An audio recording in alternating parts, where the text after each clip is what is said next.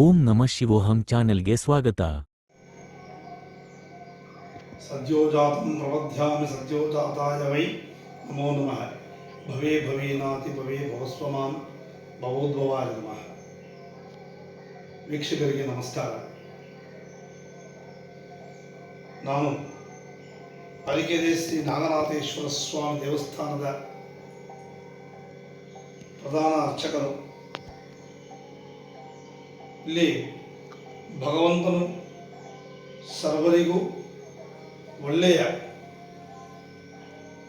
ಒಂದು ರೀತಿಯಾದಂತಹ ಪರಿಹಾರವನ್ನು ನೀಡುವ ಮಹಾನುಭಾವನಾಗಿ ಇಲ್ಲಿ ಪ್ರಸಿದ್ಧಿಯಾಗುತ್ತಿದ್ದಾರೆ.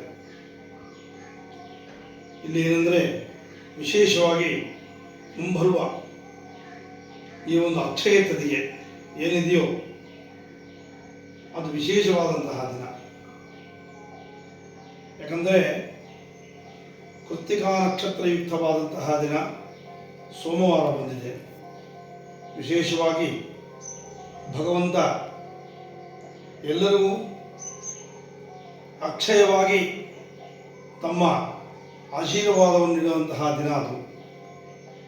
ಪರಮೇಶ್ವರನು ಸಕಲ ಐಶ್ವರ್ಯ ರೂಪನಾದಂತಹ ಪರಮಾತ್ಮನು. ಆದ್ದರಿಂದ ಜಪತಪ ಹೋಮಗಳು ಯಾರು ಈ ದಿನ ಮಾಡುತ್ತಾರೋ ಅವರಿಗೆ ಸರ್ವದಾ ಸುಖದಾಯಕವಾಗಿರುತ್ತದೆ. ಈ ಅಕ್ಷಯ ತದಿಗೆ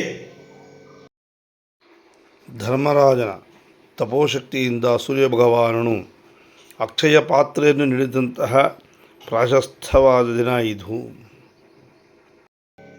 ಧರ್ಮರಾಜನು ಭೀಮ, ಅರ್ಜುನ, ನಕುಲ, ಸಹದೇವರು ದ್ರೌಪದಿ ಸಮೇತವಾಗಿ ಈ ಒಂದು ಮಾಸದಲ್ಲಿದ್ದಾಗ ಅನ್ನದಾನಕ್ಕೆ ಹಾಗೂ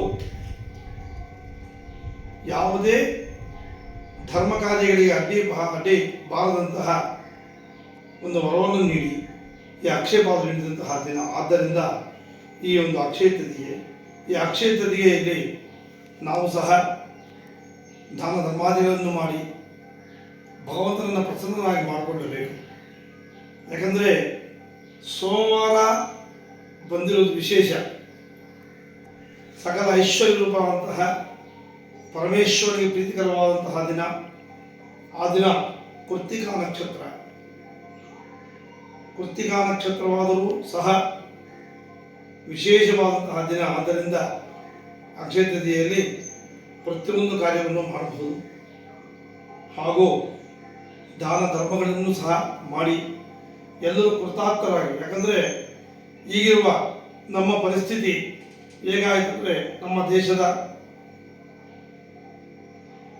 ಈ ಒಂದು ಯುದ್ಧದ ಸಮಯದಲ್ಲಿ ಎಲ್ಲದಕ್ಕೂ ಎಲ್ಲರೂ ಪರದಾಡ್ತಾ ಇದ್ದಾರೆ. ಯಾವ ತೊಂದರೆ ಭಾರತದಲ್ಲಿ ಭಗವಂತನ ಆಶೀರ್ವಾದ ನೀಡುತ್ತಾರೆ.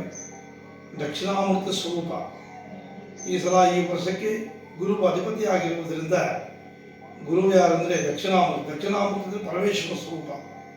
ಆದ್ದರಿಂದ ಪ್ರತಿಯೊಬ್ಬರು ಈಶ್ವರನಿಗೆ ಅಭಿಷೇಕವನ್ನು ಮಾಡಿ ತದಿಗೆ ಗೌರಿ ವ್ರತ ಸುಮಂಗಲಿಯನ್ನು ಮಾಡುತ್ತಾರೆ. ಆವತ್ತು ವಿಶೇಷವಾದಂತಹ ದಿನ. ಎಲ್ಲರೂ ದಯವಿಟ್ಟು ಈ ಸದಾ ಅವಕಾಶವನ್ನು ಉಪಯೋಗಿಸಿಕೊಂಡು ಭಗವಂತನ ಪಾತ್ರರಾಗಬೇಕೆಂದು ಪ್ರಾರ್ಥನೆ ಮಾಡ್ತಾ ಇದ್ದೀವಿ. ಹರಿ ಓಂ ಸ್ವಸ್ತಿ.